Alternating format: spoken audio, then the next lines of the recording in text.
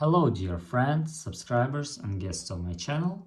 In this video I want to show and tell you how to deactivate Messenger account.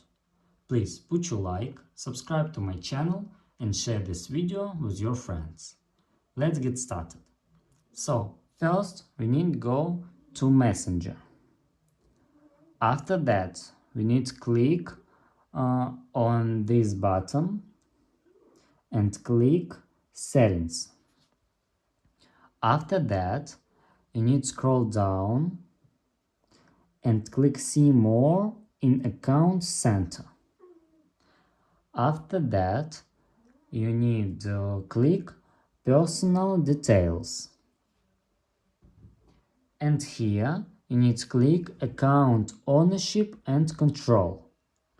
Here, click Deactivation or Deletion. Choose your account and click Deactivate Account and click Continue. Here enter your password and that's all.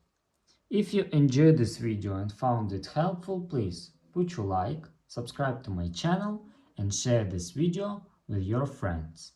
Bye bye everyone, see you later.